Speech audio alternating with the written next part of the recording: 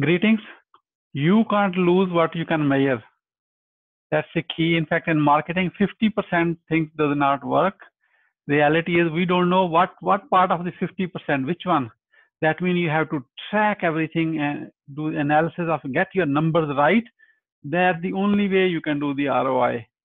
However, every business need to do marketing, and I know you're watching this. You do marketing in somehow, in some capacity.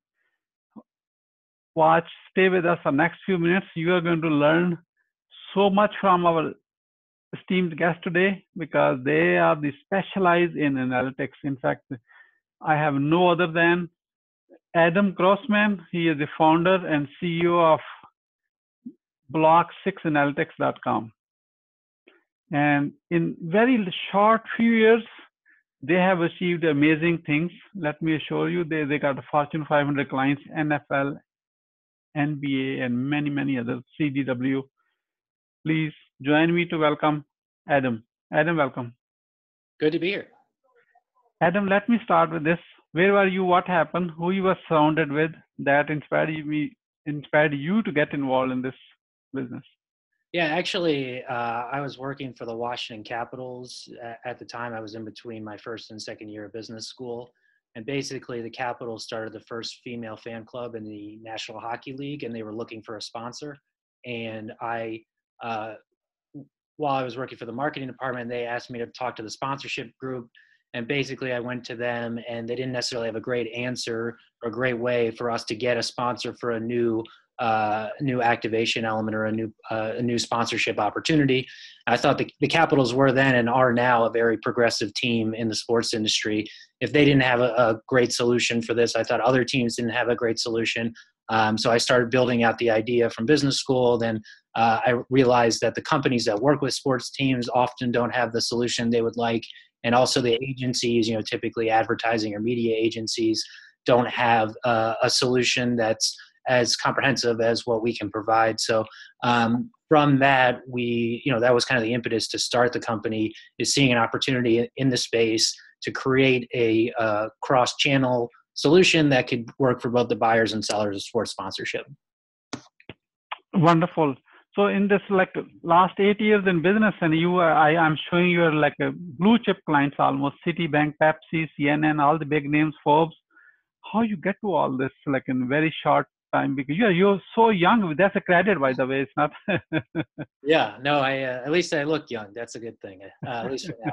Forbes and CNN are not our clients. I've just been published in Forbes, and I was on CNN to talk about the sports industry. But you mentioned some of our other good clients, whether that's Citi or CDW or the Cleveland Browns, L.A. Chargers, Milwaukee Brewers. The reason we're able to get them as a client, one, is that we established we had success relatively early with some of our larger clients, and they've been proof points that have shown that what we're doing works and helps them to either generate incremental revenue growth or more effectively allocate their sponsorship spend and their sponsorship assets. But two, I think what we've seen particularly more recently is product market fit. In particular, you mentioned in your intro, the ability to measure is really important, and the ability to understand, why is this valuable, not just in a in a general sense. Some of the more traditional marketing metrics that your audience may or may not be familiar with. One is called cost per thousand impressions, or CPM, or cost per engagement, CPE. Those create a value that's the same for every company and for every team. When in reality, different teams have different capabilities, different companies have different business needs, and being able to create a cross-channel, or when I say cross-channel, across multiple different types of advertising channels that come with sponsorship, having the ability to understand how that creates value for a specific business, for a specific opportunity with specific activations, is more and more what we're seeing, particularly from senior leadership at companies where chief marketing officers, chief executive officers, chief information officers are becoming increasingly data-driven, and they need the insights, particularly when companies are spending millions, tens of millions, or even hundreds of millions of dollars on sponsorship. Thank you. Thank you so much. So, Adam, based on your experience, what are the top 3 missteps to avoid to grow your business? Yeah. So I'm going to say some of the missteps. I'm not sure, I haven't done some of the missteps myself, so I take it with a grain of salt. The number one thing is communication, what we started out, we thought that having a really in-depth model was going to be a market differentiator, and it is. But if people can't really understand what you're talking about, then they don't necessarily want to, if they can't understand it, they're not going to buy your product. And there were several times when I was starting out where people, said, I'm here from an intellectual level, they're here, and we need to close that gap. Well, first of all, I'm not here and they're not there. But if that's the perception, people are going to have a hard time really understanding it. So you may have the best product in the world, but if you can't communicate in a language that people understand, that's really difficult. The second thing to focus on is, there are times, one of the things I am good at is I am literally creative. I can come up with new ideas, and I have come up with new ideas for the company for new products, but being as focused as possible really helps you from a communication perspective, and really focused on how you can communicate that efficiently and effectively is really valuable. And the third is timing. Everything takes way longer than you think it should. Everything takes way more time than you hope it will. Even when people say, we're going to sign a deal, by X date, it always takes a lot longer. There's always some hiccup. So, I'm not very good at this in terms of having patience. It's not necessarily one of my best virtues, but having patience, it seems odd to say that in a startup when things are moving so fast, but having patience is really important as well. Thank you so much. So as you got like a Fortune 500 big name clients, that brand names, and you are measuring their like hundreds of millions of impressions and all the good stuff. So based on your experience and from your client meetings and combined experience of your team, what are the top 3 success secrets to grow your business? Yeah, I mean, the top 3 success secrets are not, I guess, dissimilar from the top 3 missteps to a certain degree. But one, from our perspective, particularly when you're talking about impressions, the number one thing from our perspective is, the client, your clients are busy, your clients need to understand quickly what's going on. So first thing is, what's in it for them? Why is this valuable to them? How is this going to help them either generate incremental revenue growth, reduce their costs, or make their lives easier? And you have to be able to clearly articulate that. And that's one of the things that we've talked about. You mentioned, just literally being able to track the number of impressions is important, but also being able to say why those number of impressions are important to my business. That's the number one thing to really focus on. The second thing from our perspective is, I talked about, generating incremental revenue growth, but also how are you going to make their people's lives easier, and how are you going to make them look smarter and better? In particular, the audience is different for different client types. And in particular for our business, when you're talking about internal and working with Fortune 500 companies, they often are communicating to senior management about what's going on. And if they can't clearly and efficiently communicate with senior management, that's a problem. And one of our early success stories was with Pepsi and a new relationship they had with the Dallas Cowboys. And one of the things our lead contact was able to say is that, we were able to get specific insights about a game that we never had gotten before in a much faster period of time. And we were able to communicate that directly to senior leadership. And it helped us to make a purchasing decision going forward that we never would have had the opportunity to do in the past. So that made their lives easier, and it made them look better in front of their senior management team. So that's the second thing. The third thing is, making sure you're using the technology correctly and not necessarily just using technology for technology's sake. We're really focused, at first, we didn't necessarily have the greatest user experience and user interface, and we didn't necessarily use all the capabilities from a technology perspective that we could use. But at the same time, there were times where our clients were better suited from a lower tech solution and a lower touch solution. And that's something, really understanding and leveraging the technology in ways that benefit the clients and benefit what you're doing. That's also really important. Wonderful. Adam, in a business is kind of roller coaster. Sometimes it's going up and sometimes it's going down. So when is like a downtime, you feel you're down, how you recover from that? What keeps you going? A lot of people will say hard work is something you can do if you keep working hard.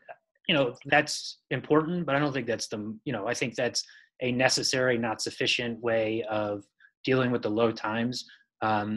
And from a startup perspective, you're going to have way more low times, particularly at the beginning, than you are going to have high times. And even now, we still have a lot of challenges that we're dealing with, even as we've achieved more success in the industry. I think what you really need to see is, can you clearly articulate the product market fit? Can you see what's going to potentially, if you can clearly articulate why somebody will use your product and why somebody will get a benefit from your product and why what you're doing is differentiated from your competition, that always, it may not ultimately work out, but if you're convinced that what your product is doing is, better or incrementally better than what's out there, and that there really is a need for what you're doing, then I think that's something that can help you get through the low times, because you'll understand that that's really important. And the second thing really is, one of the things that actually my mom often points out, not just to me, but to other people is, I mentioned before about being creative. Idea generation is hard, but it's not the hardest part about being an entrepreneur. The second, and starting a business, is about execution, and can you really execute? And, on a low time, you can really focus on how are we going to execute? How are we going to deliver? How are we going to, make sure that we're going to, when the work comes in, how are we going to make sure that we're doing what we say we're going to do? And if you can focus on execution, focus on making sure you're doing the right things, and focus on, how you will be successful, that can be helpful, but it's going to be difficult. I think the last thing is that you have to recognize that doing a startup was hard. If it were easy, a lot more people or almost anybody would do it. And if, that's not the case, it's going to be hard. It's going to be tough. And, most companies are going to be unsuccessful. I mean, one of the statistics is, 75% of venture-backed companies fail, right? And that's, venture-backed companies are, through venture capitalists who've spent obviously their entire professional life trying to identify the companies that are going to be successful. So, if you go in eyes wide open, I think it makes the harder times easier to deal with. Thank you. How B6A, Block 6 Analytics is growing in their business right now? It's good. I think this is our moment in time. This is kind of where, like I mentioned before, we're really seeing significant product market fit. We spent a lot of time building out our products, and we spent a lot of time working on developing them so that they could be rolled out, scalable, and really, can really impact our clients in a short amount of time. And what we've seen is that is really starting to resonate within the industry. We've gotten a lot of clients, as you mentioned, and a lot of good clients that we can talk about, and some of which, we can't talk about. But, this is our moment in time. This is our moment in the sun. We have some of our biggest projects to date upcoming. We have, we see 2019 in particular as a really big growth year for us, given what we have from our client pipeline perspective and given the success that we've achieved so far. So, we're really excited about where we are. We're really excited about where we're going. I think we're going to probably hire a few more people to the team, which is exciting. And, we're just really excited because it's been a lot of hard work, and it's been a lot of hours, and it's been a lot of times where, it's not always clear, like I've said, that things are going to be as successful as you want them to be. But I see us now in position to really take advantage of the opportunity that exists in the market. And our company is really focused on sports, but there is an opportunity to move beyond sports. And that's always also interesting as the company continues to grow. Wonderful. And you are guest on a growth hacking show. How the growth hacking show community can support you? I'm sorry, can you say that again? How the growth hacking show community can support you? Oh, yeah. It's a really good question. I think community support is absolutely critical and absolutely vital. Again, there are relatively small numbers of people who go into entrepreneurship, and there's really, relatively small people who are developing and building their own companies. And I think what's really helpful is, kind of like what you're doing right now, going on LinkedIn, we publish a lot of content, making sure, seeing what the content that we have. You mentioned actually before we started the video, do I write my own content or is there somebody else who's writing it? I'm the one who's writing the content, but we also have a team of people that helps me develop and create the content, and, really sharing the content, really sharing the insights. And, where we found and we're successful is people who see content and see how it aligns with their business. So sharing the content, sharing it with people sharing it with the people and companies who are facing the types of challenges that we talk about. And again, it's not just in the sports space, it's all over the place. We work with companies like we've talked about, Citi and CDW, whose core business is obviously not necessarily in sports, but they spend a lot of money and time and energy in the sports and sponsorship space. So, when we are the most successful is when people can identify the problem that they have and see how it aligns with their business. And oftentimes that can help through our content. So, sharing our content, providing feedback, providing comments, that's really helpful for us as we continue to grow. Thank you so much. Adam, we are about to wrap up. What would you say as a final word? Yeah, I mean, I think we've covered a lot of the good stuff, but I would say that, one of the things that people often ask me, and you're talking about growth hacking and growth in general, but one of the things people often ask me is like, how do I literally start a business, or when do I know is a good time to start a business? And the answer is there's never necessarily a good time to start a business, right? It's always going to be a risk.